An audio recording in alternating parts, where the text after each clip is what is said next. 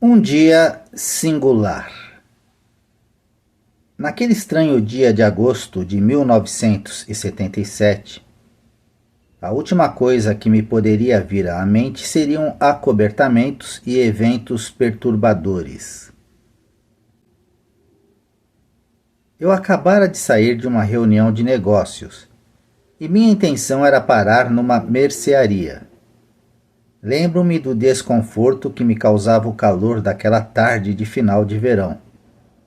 Liguei o carro e logo após o ar-condicionado e o rádio. Lentamente mergulhei no tráfego, a mente trabalhando no romance 2 dias antes, um projeto para ser realizado com vagar, espremido entre meus compromissos jornalísticos e com a família que aumentava. Um solavanco me despertou da letargia criadora. O corpo se enrijeceu. As mãos apertaram o volante do carro. Elvis está morto. Era isso mesmo que eu acabara de ouvir?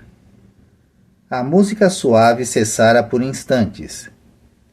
Aos 42 anos de idade, Elvis Presley morreu em Memphis. Um misto de perplexidade, surpresa e choque fez-me querer saber mais, apesar de não ser uma fã do cantor. Não tinha nenhum disco de Elvis Presley, nunca vira nenhum show ou filme seu, a não ser clipes na televisão. Tudo o que tinha sobre ele eram informações gerais transmitidas pelos meios de comunicação. Mesmo assim, como milhões de americanos, fui instantaneamente fisgada. Uma fascinação quase macabra me dominou. Queria saber o maior número de detalhes possível. Mudava de canal. As transmissões normais tinham sido interrompidas e, como se emitida por uma voz em uníssono, a notícia era a mesma. Elvis Presley morreu de um ataque do coração aos 42 anos de idade. As companhias de aviação já estavam comunicando um êxodo em massa para Memphis. Pessoas comuns, racionais e ponderadas estavam lotando seus automóveis com parentes e malas e rumando para um mesmo endereço, onde um portão de ferro decorado com as escalas musicais as manteria à distância. Meu espanto aumentava.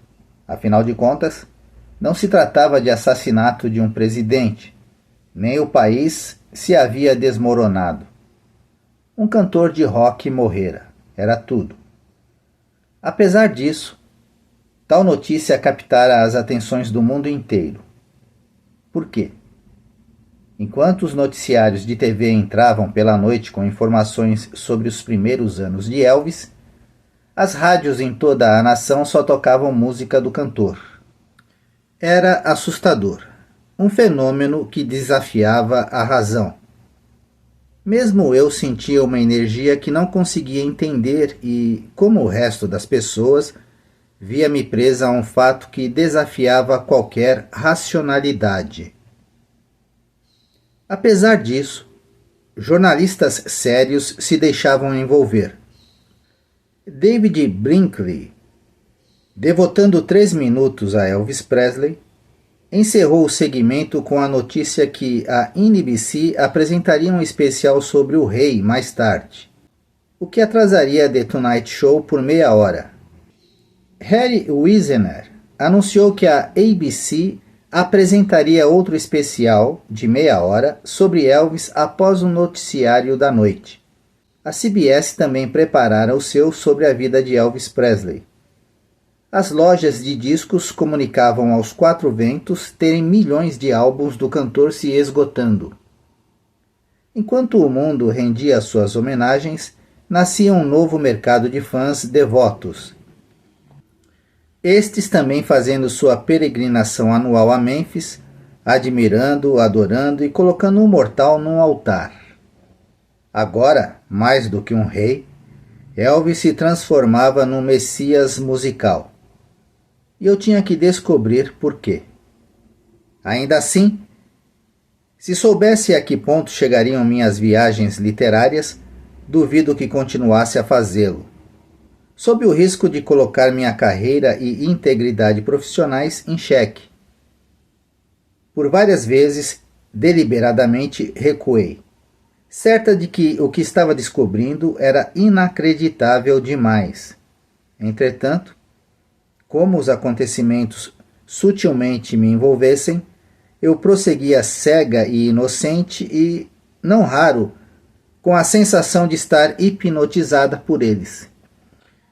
Com o distanciamento de agora e com o quadro mais completo, posso ver o quanto de inacreditável parecia haver naquilo tudo.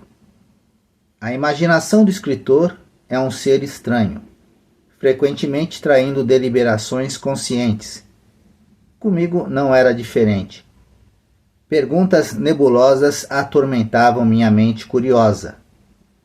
Naquela noite, despertei para escrever uma ode a Elvis, publicada no The Marietta Daily Journal alguns dias depois. Não ninara ela a criança, não lhe dera sua bênção, não erguera suas preces aos céus por ela estar viva agora? Pois poucos momentos antes, o irmão gêmeo de seu filho morrera, e um medo gélido deve ter se apoderado de seu coração. Mas o bebê sobrevivente se contorcia e chorava, e seus pulmões eram fortes. Seu filho, seu único filho, sem dúvida viveria.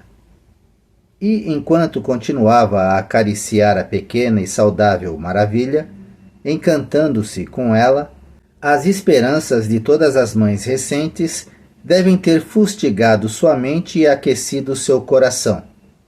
Ele a chamaria de mamãe. Mãe ou mãezinha? Seria tão especial para o mundo quanto era para ela agora? Fosse qual fosse o seu destino, ela deve ter rezado silenciosamente. Fazei com que seja feliz. Como a maioria das mães recentes, deve ter sentido uma sagrada identificação com Deus e com o milagre do nascimento, e sua participação nele. Dera uma nova criança ao mundo, e a amaria verdadeiramente. Amá-la-ia sob a generosa proteção de um amor sem limites. E então, o filho de Gladys Presley cresceu, belo, amável e bom. Ele cantaria, imitaria e se contorceria e dançaria, e também traria terra nos sapatos para dentro de casa. Suas covinhas se acentuariam e, em seu sorriso agora mais aberto, ele desarmaria a zanga fingida da mãe. E me ponho a imaginar. Suspeitaria Gladys que algum dia o garoto seria um rei?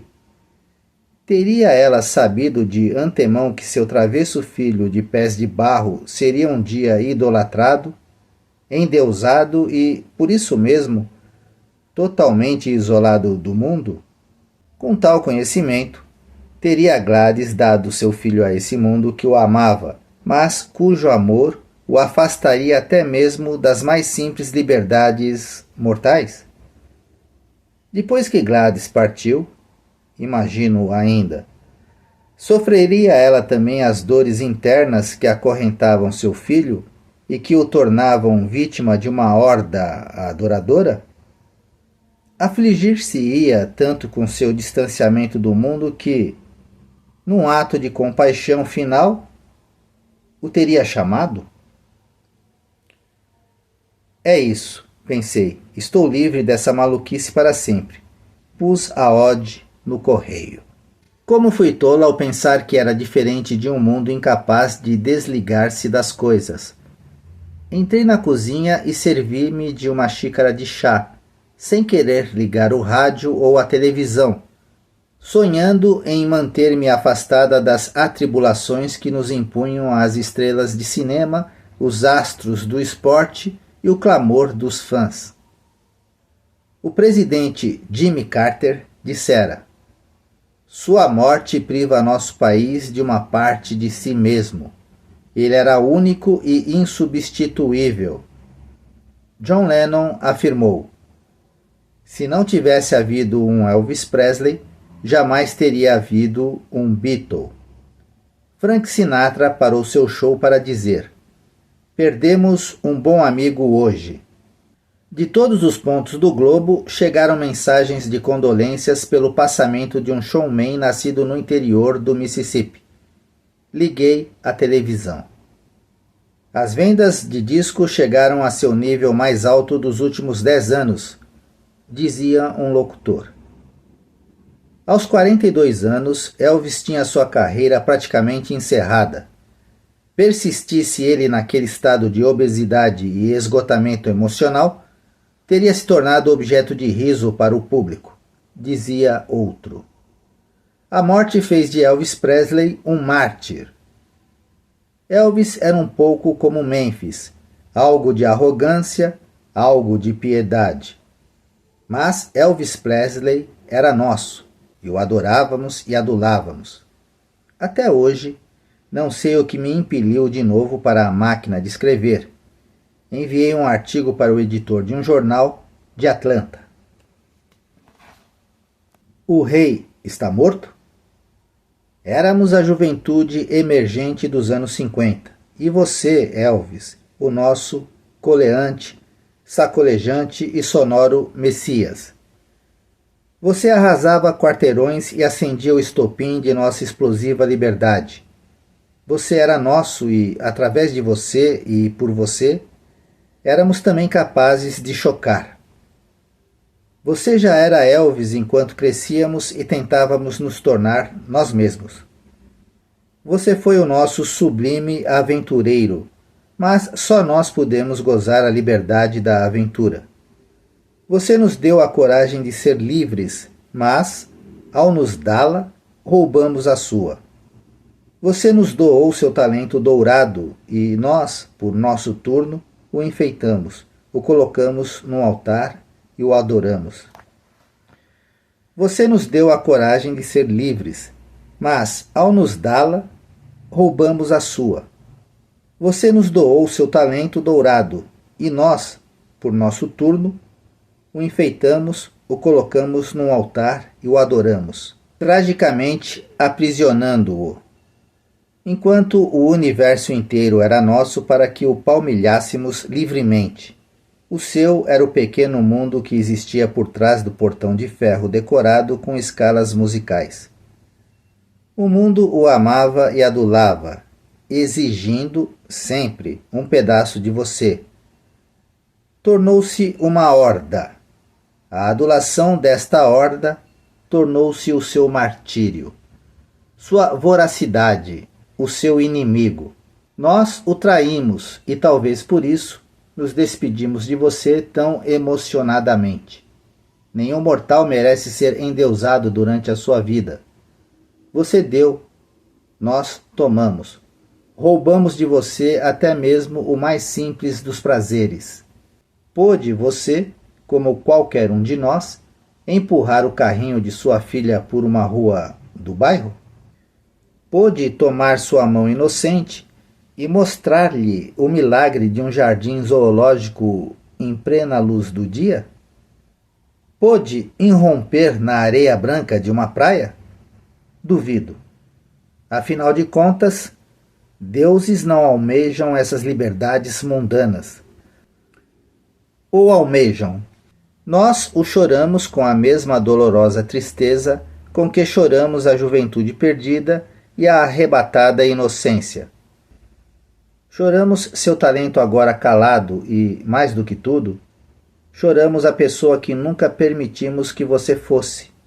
Pois, se o rei está morto, então nós, seus discípulos, o matamos de amor.